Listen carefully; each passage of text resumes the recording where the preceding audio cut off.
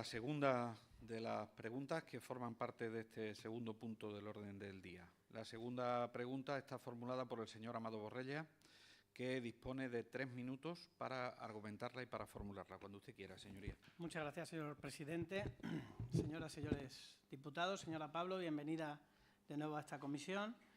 Mire, en la comisión del mes pasado, de hace tan solo unos días, le pregunté sobre el paso previo a un posible recurso de inconstitucionalidad al que se enfrenta precisamente el decreto sobre el que estamos hablando muchas veces en esta comisión, al de medidas fiscales urgentes, lo de urgentes entre comillas, por llamarlo de alguna manera, que posteriormente se transformó en ley al pactarlo ustedes con la ultraderecha y que hemos sabido ya que tiene un coste total de 30 millones de euros, un coste no solamente económico, como estamos viendo precisamente aquí al lado en la comisión que se está tramitando esa ley, supuesta ley llamada, mal llamada de Concordia. Mire, señora Pablo, después de conocer que se creó una comisión bilateral, queríamos saber cómo pensaban resolver este conflicto jurídico. Queríamos saber qué medidas concretas iban a tomar, a poner encima de la mesa para salvaguardar ese decreto exprés, improvisado y sí, cuajado de errores que hasta tuvieron que enmendar ustedes mismos, al Grupo Parlamentario Popular, se les olvidó algunas cosas, que, insisto, ustedes pactaron posteriormente con aquellos que se quieren cargar el propio Estatuto de Autonomía, que no están de acuerdo con el Estado de las Autonomías y, por tanto, no están de acuerdo con uno de los pilares fundamentales de nuestra Constitución española. Pues bien, señora Pablo, lejos de responder, usted no dijo absolutamente nada de esto. Es más, se limitó a hacer comparativa con otros antecedentes legales que habían tenido algún tipo de conflicto de constitucionalidad, porque quizás, no sé, probablemente usted pensó que mis ataques iban a ir por ahí.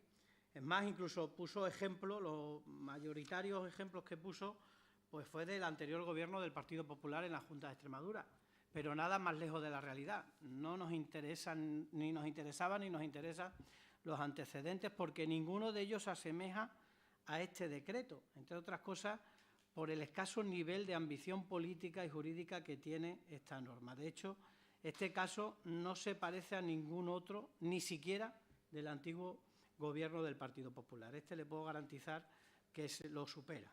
Lo que realmente nos interesa y preocupa al Grupo Parlamentario Popular son las posibles soluciones que ustedes pretenden plantear, si es que es así, al problema que ustedes mismos han generado. Espero, señora Pablo, que ahora sí nos responda cómo piensan resolver esta situación, qué soluciones van a plantear en la comisión bilateral, qué postura van a adoptar, porque existen concretamente dos problemas, dos cuestiones muy complicadas de solventar. Nada más y muchas gracias, señor presidente.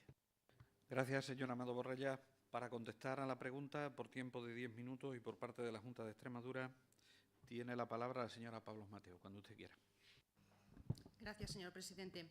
La postura de la Junta de Extremadura, por supuesto, es resolver las discrepancias en el marco de cooperación que supone la comisión bilateral mediante las negociaciones que se vienen desarrollando.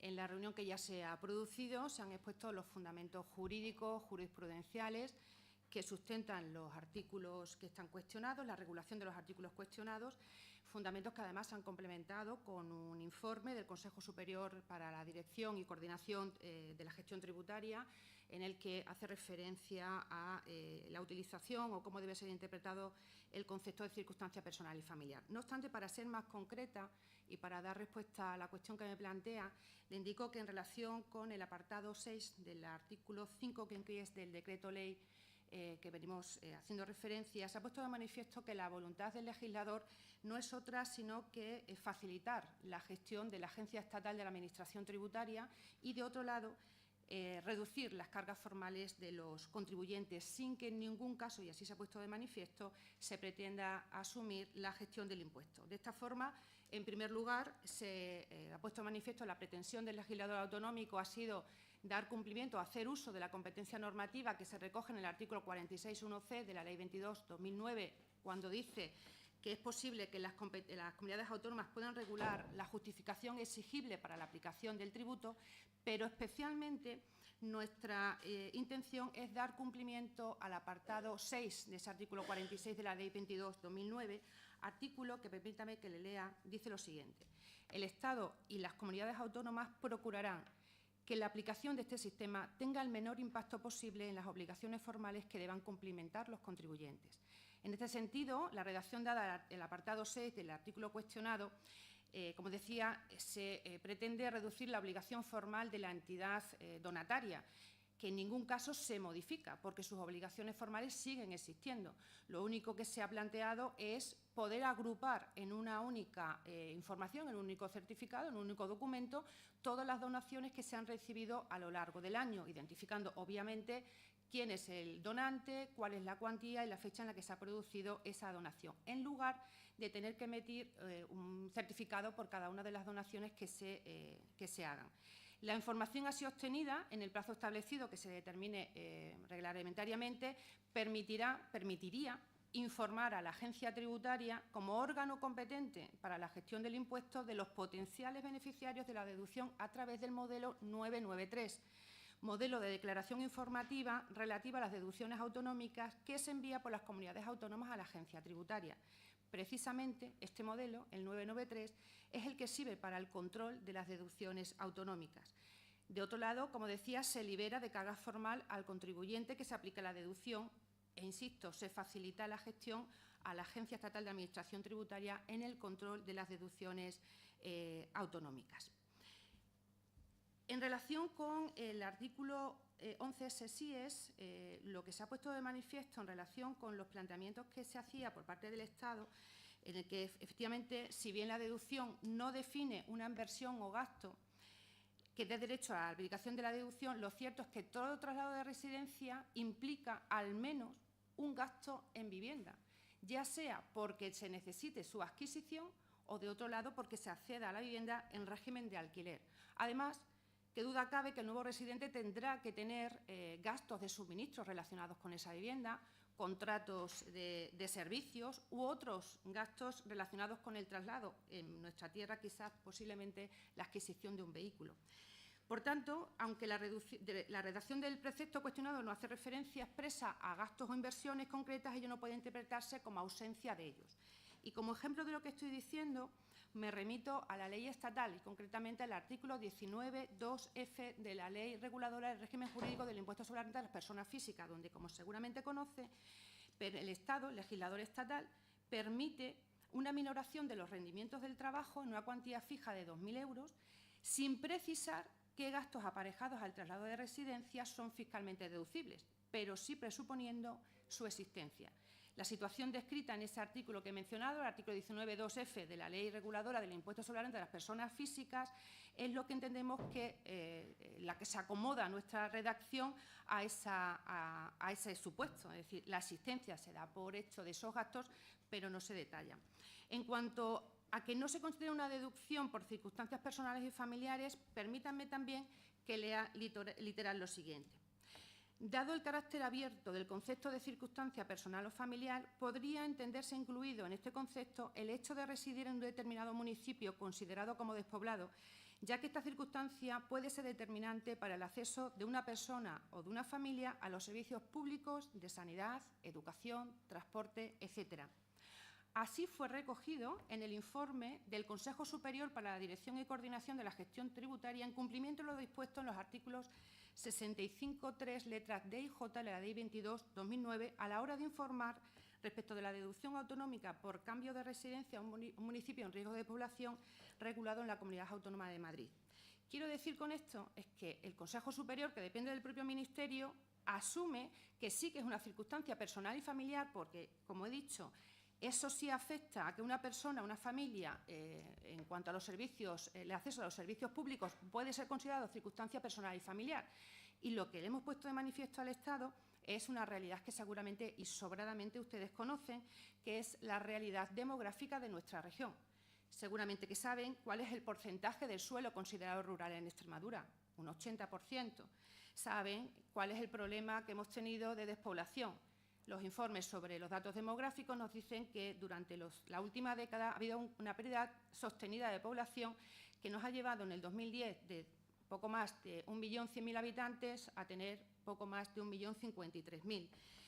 Hemos puesto de manifiesto los datos sobre el envejecimiento que además son extremadamente preocupantes porque comprometen la sostenibilidad del sistema de servicios públicos y la renovación generacional del mercado laboral. Quiero decir con todo esto que si desde el Consejo Superior se advierte de que sí existen circunstancias personales y familiares cuando hay un traslado de residencia a zonas rurales o en zonas de riesgo de población, es precisamente Extremadura es exactamente lo que nos están indicando, cumple esos requisitos en relación con la despoblación. Además, obviamente, de sustentar en otros artículos de la Constitución española la propia, que no voy a, salvo que me indique cuáles son, pues los reproduciría literalmente, no quiero agotar estos 10 minutos en reproducir artículos de la Constitución. Se los cito y ustedes los pueden leer, 9.2, 40, 138, justifican y fundamentan nuestra postura. En este contexto, pues lo que existe y con la redacción de la deducción es un claro fundamento para impulsar la cohesión social y territorial de las políticas internas de la comunidad autónoma, de forma que puedan coadyuvar el crecimiento demográfico y afrontar los retos que supone la lucha contra la despoblación en nuestra comunidad autónoma, que, insisto, es considerada rural en un 80%. A tal fin, se recurre entre otros instrumentos, como decíamos, a la utilización de beneficios fiscales y a la regulación de esta deducción para tratar de conseguir esa vertebración territorial y garantizar que todos los ciudadanos, con independencia de cuál sea su lugar de residencia, tengan garantizado el acceso a los servicios públicos esenciales. Muchas gracias. Gracias, señora Pablo. Para el turno de réplica tiene la palabra el señor Amado Borrella por tiempo de 5 minutos, cuando usted quiera. Muchas gracias, señor presidente. Señora Pablo, mire, antes de nada, y quiero recordar de nuevo, y lo haré las veces que hagan falta, que ustedes fabricaron este decreto exprés e improvisado para tapar el gran fracaso de la señora Guardiola después de tener que retirar los presupuestos, y de ahí vienen los problemas. Un decreto que no solo afianzaba y afianza una política fiscal elitista y lleno de privilegios, sino que en él no se recogía ni se ha recogido ni una sola medida, y si no, díganmela ustedes, pues, para las clases medias. 30 millones de beneficios fiscales para las clases más privilegiadas, para rentistas, fundamentalmente. Que eso se suman a los 70 millones del primer decreto fiscal que ustedes aprobaron. Es decir, estamos hablando de un total de 100 millones de euros, fundamentalmente dirigido a las rentas altas, a los grandes patrimonios y un largo etcétera. Y lo peor de todo, señora Pablo, y esto hay que recordaremos y lo recordaremos siempre, este decreto es la moneda de cambio con la ultraderecha para acabar con la dignidad y la memoria de las víctimas de la dictadura franquista. Y le vuelvo a repetir, se está debatiendo justamente hoy aquí al lado. Por todo esto estamos, y sin ningún riesgo a equivocarnos y sin ninguna exageración, ante la norma jurídica más injusta, más ruin y más chapuza, y así se lo digo, más chapuza de la historia de esta región. Mire, señora Pablo, antes he dicho que usted en la anterior comisión se limitó a hacer comparativas con otros antecedentes que habían tenido, bueno, pues algún conflicto constitucional, incluso sí, la mayoría de los ejemplos que puso fueron del anterior gobierno del Partido Popular. Pero ¿sabe lo más curioso de todo? ¿Sabe lo más curioso? Que los ejemplos que destacó de los gobiernos socialistas fueron principalmente, puso alguno más, pero principalmente la creación de 2 impuestos en esta región. Y se lo voy a decir. Destacó el impuesto sobre los depósitos bancarios y la ecotasa. 2 impuestos que curiosamente han sido y siguen siendo referentes nacionales. ¿Se da cuenta de la diferencia? ¿Se dan cuenta? Ese podría ser perfectamente el resumen de la diferencia entre su política fiscal y la nuestra. Es más, podría ser el resumen perfectamente entre sus gobiernos y los nuestros. Por una parte, nosotros, nuestra política fiscal, una política fiscal ambiciosa que busca y buscaba gravar a muy pocos contribuyentes con un alto poder adquisitivo. Es decir, los bancos, las grandes entidades financieras y las grandes compañías eléctricas. Un gobierno que fue pionero y vanguardista a la hora de crear impuestos. Y sí, fuimos hasta el final con ellos, a pesar de los recursos de inconstitucionalidad y de las trabas que precisamente interpuso los gobiernos del Partido Popular a esos impuestos. Esa fue y es y seguirá siendo siempre nuestra política fiscal. Y por un lado y por otro lado, la suya, su política fiscal, la de su gobierno, que es justamente la contraria, la que condona impuestos a lo que más tienen, como acabamos de ver, 30 millones. La que se ha eliminado en su totalidad es el impuesto de patrimonio a los más ricos, mientras hemos conocido precisamente la semana pasada que la tasa de pobreza en el último año en Extremadura se ha incrementado 4 puntos. 4 puntos se incrementa la tasa de pobreza en Extremadura y ustedes, quitando impuestos, la única comunidad autónoma que ha bonificado el 100% a los más ricos, el impuesto de patrimonio. Mientras está aumentando la pobreza en Extremadura, 4 puntos. Ole ahí. Esa es su política fiscal. Una política fiscal elitista que solo premia a los que más tienen a costa de los que más necesitan. Que abre más la brecha entre las rentas, que provoca más injusticia, que expulsa población, por mucho que ustedes digan lo contrario, que está expulsando población. Ahí están los datos, que genera más desigualdad y está generando más deuda. Y están ahí los datos. Una política apalancada en el pasado, arbitraria y absolutamente injusta. Menuda diferencia. Nosotros creando impuestos a los bancos y a las eléctricas y ustedes quitando impuestos a los más ricos, mientras que a las clases medias le eliminan la bonificación a las ITV, como hemos descubierto hace poco, y la gratuidad de los comedores escolares. Esa es su política fiscal. Menuda diferencia. Y además, una política fiscal con más inseguridad jurídica que nunca. Porque, señora Pablo, han elaborado conscientemente una medida contraria a la doctrina del Tribunal Constitucional. Y no lo han hecho por un mero error, no, que también con improvisación, con prisa, sino una decisión política deliberada. Y mire, señora Pablo, uno de los puntos controvertidos que usted ha dicho es cuando ustedes han creado un mecanismo de pseudocontrol tributario por la IRPF, por esa donación a entidades culturales y deportivas. Sí. ¿Es esto acaso mínimamente comparable, por ejemplo, a la creación de la ecotasa, como se hizo aquí en antaño? ¿Es comparable mínimamente a eso? En ambición. ¿Es comparable a eso? ¿O al impuesto a los depósitos bancarios? ¿Es comparable la creación de esos impuestos a la deducción del IRPF para quienes quieran trasladar su residencia habitual a Extremadura? ¿Se puede comparar ambas cosas en todo? ¿En justicia fiscal, en ambición, en referencias a Extremadura como una política fiscal ambiciosa? No, ni por asomo. Pues no. Esa ocurrencia que quieren ustedes trasladar a la residencia habitual, esa ocurrencia, una rebaja fiscal indiscriminada, generalista, que además no tiene ningún fundamento jurídico ni ningún encaje constitucional, que va en contra de la jurisprudencia del Tribunal Constitucional. Acabo ya, señor presidente. Pues no, claro que no. Su política fiscal y la nuestra no son comparables ni de lejos. La suya, y ahí están los datos, solo genera y está generando más pobreza, más deuda y más desigualdad. Nada más y muchas gracias, señor presidente. Gracias, señor Amado. Por último, en el turno de dúplica, por parte de la Junta de Extremadura, tiene la palabra la señora Pablo Mateo por tiempo de 5 minutos, cuando usted quiera. Muchas gracias, señor presidente. En función a los que me ha ido comentando, no voy a seguir el orden suyo. Datos de población, pues por primera vez en el año 2023 se produce un cambio de tendencia y se gana población. Por lo tanto, revise los datos porque creo que, no sé, difieren de lo que está en el Instituto de Estadística. En relación con una política ambiciosa, bueno, pues en mi opinión, tener a los 2 primeros tramos de la tarifa con una carga fiscal, una de las más altas de España, a los que menos tienen, gravarlos más, no creo que sea una política ambiciosa, en mi opinión.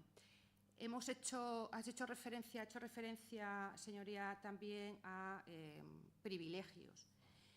Privilegios, facilitar el acceso a la vivienda. No es un problema el de esta comunidad autónoma, como tantas otras, el acceso a la vivienda. Es tratar a los privilegiados, tener 2 beneficios fiscales que están dirigidos a las personas enfermas de ELA. ¿Les considera usted privilegiados y que no tienen derecho a esas ayudas? ¿Considera que los jóvenes de 36 años son unos privilegiados para acceder a la vivienda y, por tanto, las mejoras en las medidas tributarias que se recogen en esa ley no son merecedores de ellas? Y así podríamos seguir. Por lo tanto, entiendo que no estamos hablando de privilegios cuando se toman como referencia a las personas más vulnerables. Disiento nuevamente con usted si piensa que las rentas más bajas, los 2 tramos de la tarifa, que son personas que ganan hasta 22.000 euros, que son los que han tenido la carga fiscal más importante, si considera que no tienen derecho los jóvenes a acceder a la vivienda y, por tanto, las medidas fiscales no son justas porque están destinados a ellos, si no es justa una medida fiscal destinada a los enfermos de ELA, pues, insisto, disiento mucho. En relación con que es contraria a la regulación al Tribunal Constitucional, eso está por ver. De hecho, estamos en una comisión bilateral cuya finalidad, vuelvo a insistir, es precisamente evitar esas circunstancias. Si no, no existiría una comisión bilateral. Estamos hablando de una voluntad por ambas partes de llegar en ese ámbito de cooperación a resolver las discrepancias que existen en relación con la norma. Hace referencia, sin citar concretamente, jurisprudencia del Tribunal Constitucional. Frente a esa, que es la que ha leído, que está en el escrito que nos mandan para la comisión bilateral, precisamente esa sentencia no se ajusta 100% porque no se estaba viendo, en ese caso, las ayudas para autónomos, era un artículo distinto, que es el 46.1b, que no se ajusta precisamente a lo que estamos hablando en esa comisión bilateral. Insisto, una vez más, privilegios es una apreciación subjetiva, el decir que las rentas más bajas de esta región son unos privilegiados, que son unos privilegiados los enfermos de ELA por tener una ayuda a través de una medida fiscal. Insisto una vez más, disiento con usted. Muchas gracias. Gracias, señora Pablos. Gracias en nombre de toda la comisión por haber comparecido nuevamente en esta comisión de Hacienda y Presupuestos. Señorías, agotado el orden del día, levantamos la sesión. Muchas gracias.